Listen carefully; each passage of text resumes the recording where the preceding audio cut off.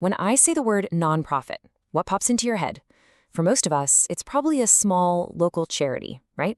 Maybe a soup kitchen or an animal shelter run by dedicated volunteers. And look, that's a great image, but it's also completely misleading. Because the truth is, the nonprofit sector is this quiet, absolutely colossal engine right at the heart of the American economy. So let's pull back the curtain and see what this machine really looks like. To really get a handle on its true scale, we're going to run a little thought experiment. Just imagine a world where every single paid nonprofit job, poof, vanishes overnight. Everything is now run by volunteers. What would actually happen? Well, the answer isn't just a few services getting missed. We are talking about a full-blown economic and social catastrophe. So to see how that collapse would even unfold, we first have to understand the sheer size of what we'd be losing. We need a baseline, and I gotta tell you, these numbers, they're pretty shocking. Okay, let's start with the workforce itself. The U.S. nonprofit sector employs 12.8 million people. And to be clear, we're not talking about volunteers here. That's 12.8 million paid professional jobs. That's nearly 10% of all private sector employment in the entire country. Now, to really put that number into perspective, this massive workforce makes the nonprofit sector the third largest employer in the U.S. Think about that.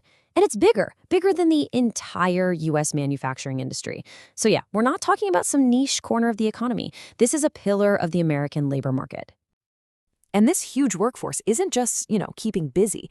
It's generating a massive amount of economic value. The nonprofit sector contributes over $1.4 trillion to the U.S. gross domestic product every single year. That works out to more than 5% of the whole national economy. But wait, where does all that money come from? This is maybe the biggest mythbuster of all. It's not really from donations. Only about 12% comes from charitable giving. The vast majority, over 71%, is earned revenue. Fees for services like healthcare and university tuition. This sector isn't just passively taking in charity. It's an active, powerful, revenue-earning part of our economy. So where are all these jobs? Well, more than 8 out of every 10 of them are in what folks call eds and meds. We're talking about the nurses in your local nonprofit hospital, the professors at major research universities. These are the people and the institutions that are the absolute foundation of our communities.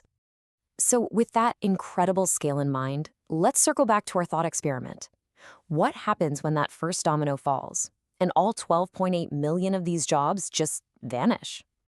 The first, most immediate impact? The instant removal of over $870 billion in annual wages from the economy. Just gone. That's the money people use to pay their mortgages, buy groceries, support local businesses, and it would evaporate overnight. But that's just the beginning.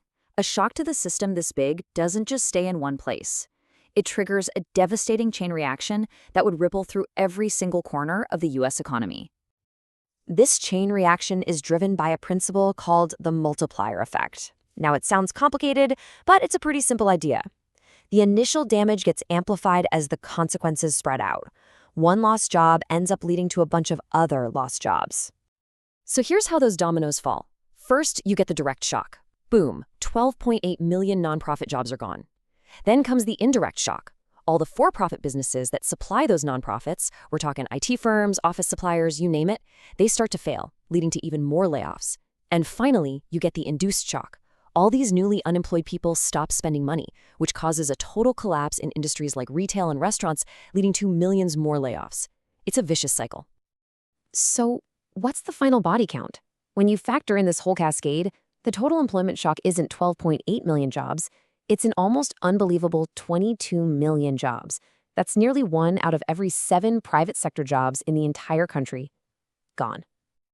And the financial fallout from that? A catastrophic loss of nearly $1.5 trillion in GDP. A shock of this size isn't a recession.